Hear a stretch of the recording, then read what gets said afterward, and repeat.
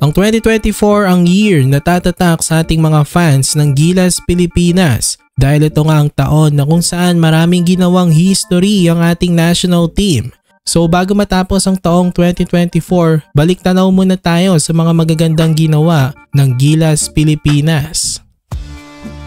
So malapit na ngang matapos ang taong 2024 pero magtatapos nga ang taon na masaya tayong mga fans ng Gilas dahil maraming ginawang history ang ating national team.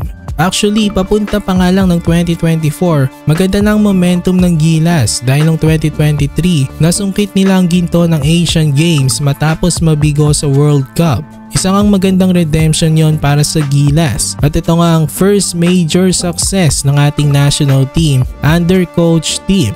First gold medal since 1962. 61 years nga naghantay ang Gilas bago masungkit ang ginto ng Asian Games. At after nga nun, hiniling ni Coach Tim na bigyan siya ng mas better na Gilas lineup at gusto niya yung mga players ay committed, laging available. Ayaw ni Coach Tim ng papalit-palit ng mga players dahil nga nakakasira ng team chemistry yon.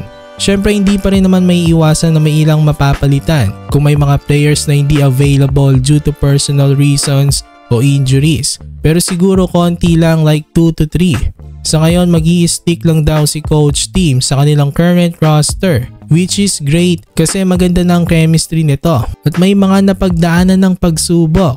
Ayun nga, matatandaan natin na sumabak sila sa OQT na wala masyadong expectation sa kanila ang mga fans.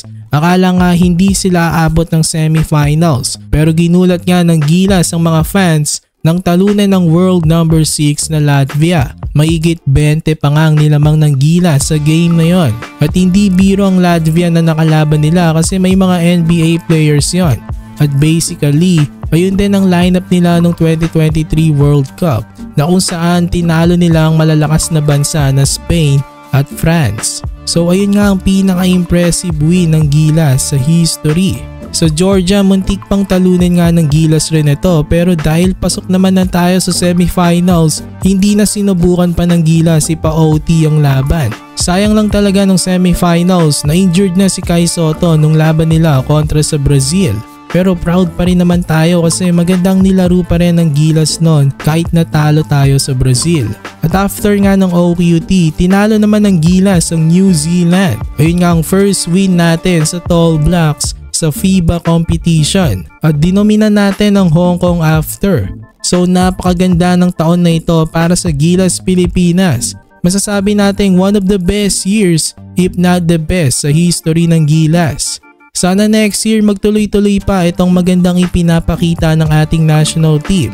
Exciting ang 2025, February pa lang makakalaban ulit ng Gilas ang New Zealand at gustong bumawi nga nito sa atin. Kaya exciting ang rematch na ito. At syempre ang main goal next year ang ginto ng FIBA Asia Cup sa Jeddah. Sana masungkit ng Gilas Pilipinas ang ginto ng Asia Cup. Excited na ba kayo sa 2025 mga kabakets? So ito lang naman ang ating video. Maraming salamat sa inyong panonood.